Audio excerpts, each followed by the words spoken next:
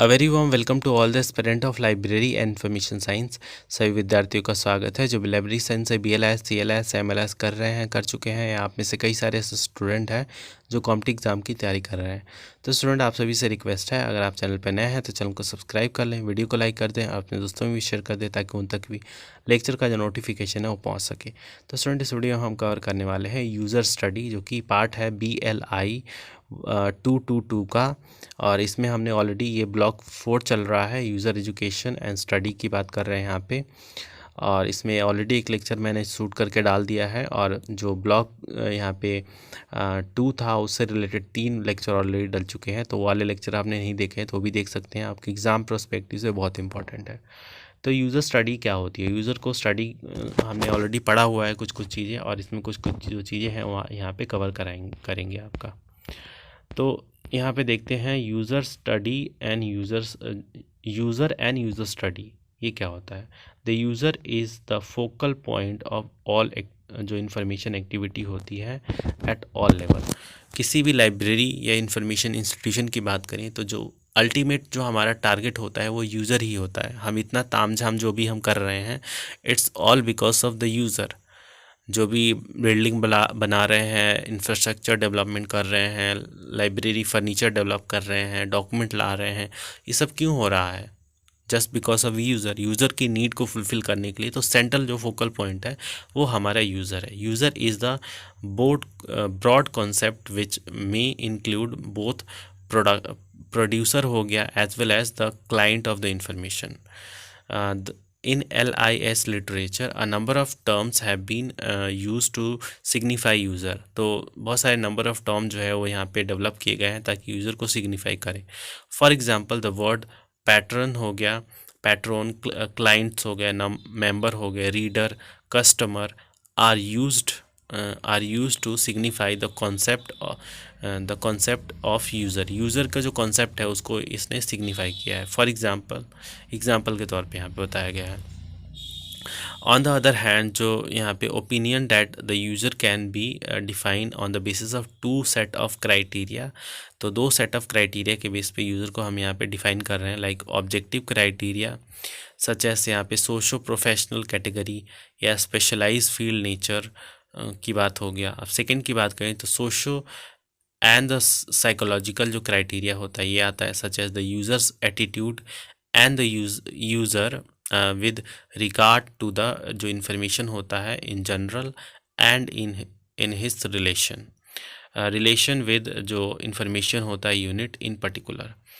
तो ये आपके लिए इम्पोर्टेंट देखिए, यहाँ पे बताया गया है यूज़र यहाँ पे सेंटर में है।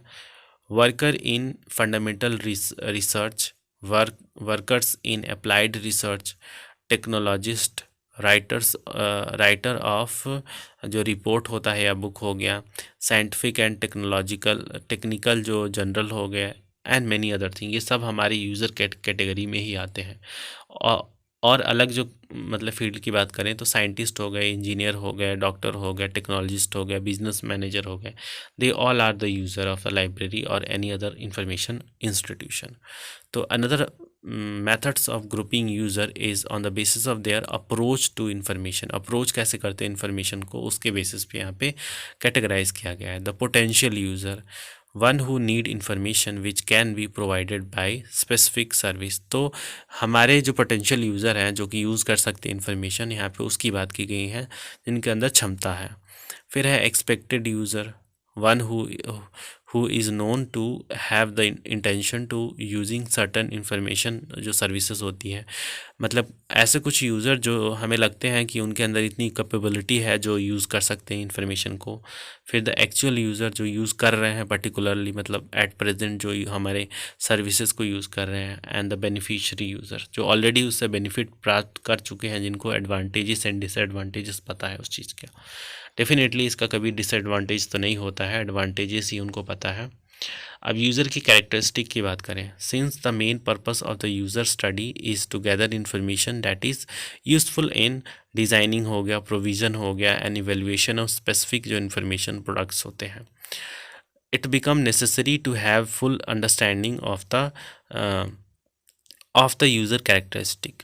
User characteristic may be studied under the following mention groups like individual characteristic हो गया, stage in the information diffusion, environmental and social characteristic, communication characteristic.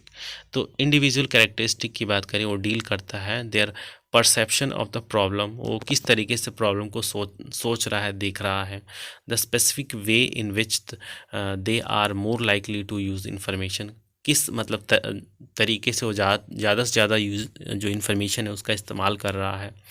फिर है stage in the stages in the information diffusion की बात करें, this aspect relate to the amount of knowledge an individual has bought about a specific idea और innovation की बात कर रहे हैं।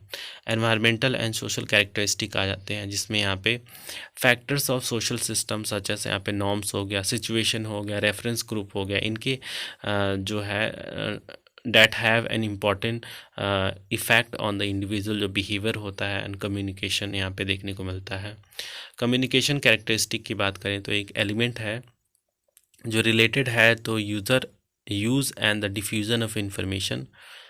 क्वेश्चन आपको यहाँ पे देखने को मिलेगा, what do you understand by the expression user of a library, information system, information service और a product, and explain what do you understand by the expression categories of user. Main यहाँ पे क्वेश्चन आएगा यहाँ पे like discuss the main group under which the user characteristic may be studied. User study की बात करें, in the forgoing paragraphs the concept of the user and the characteristic associated with user have been described and discussed. In this section, let us try to understand the constitution as the user जो study होता है and its development. It is the recognition of the जो permanent जो importance होता है यहाँ पे user का, that lets us to user study. In the literature of LIS the earlier reference can be come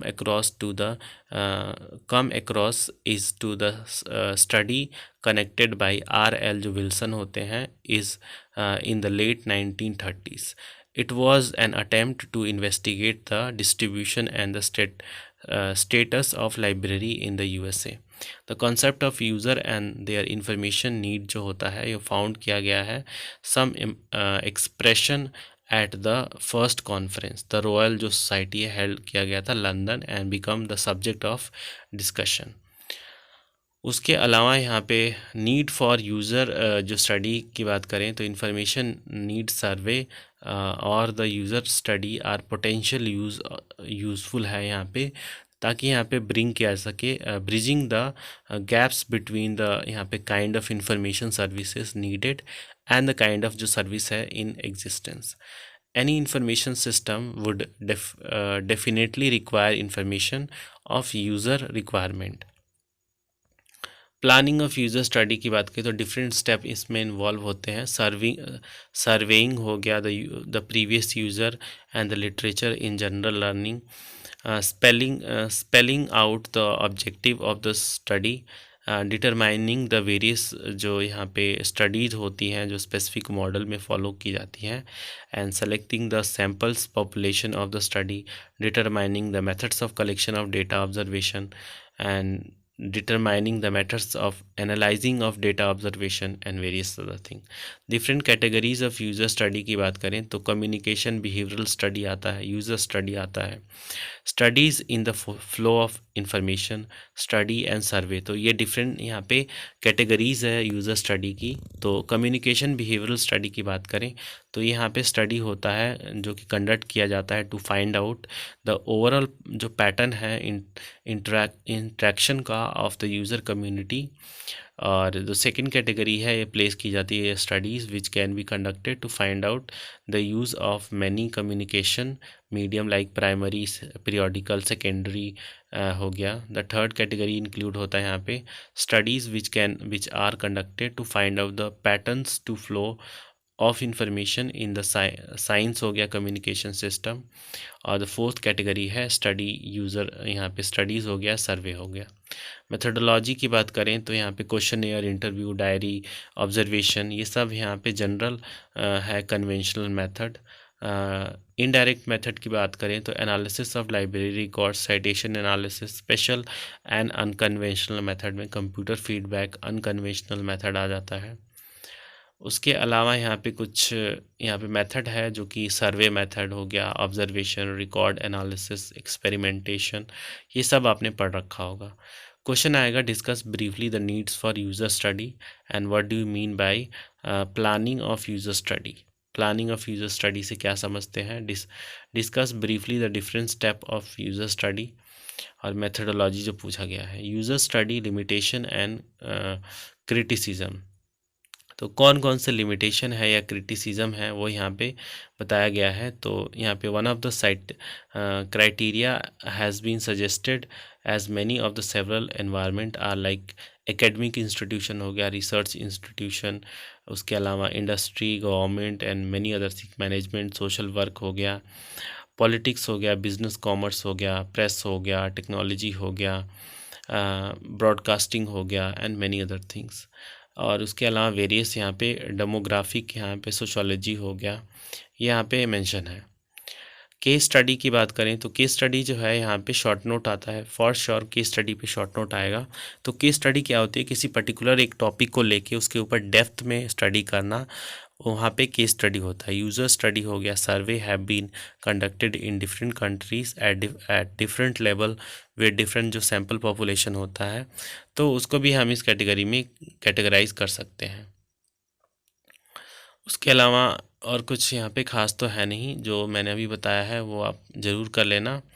और इसी के साथ जो है हम इस वीडियो का यहाँ पे एंड करते हैं। और लास्ट में आप लोग ये जो है जो कीवर्ड्स होते हैं उसको आप ज़रूर देख लिया करें। कीवर्ड्स से आपको काफ़ी सारी जो शॉर्ट नोट्स है आपका कवर हो जाएगा। तो मिलते हैं आप सभी से नेक्स्ट लेक्चर में किसी अलग टॉपिक के साथ। तब तक के लिए धन्यवाद।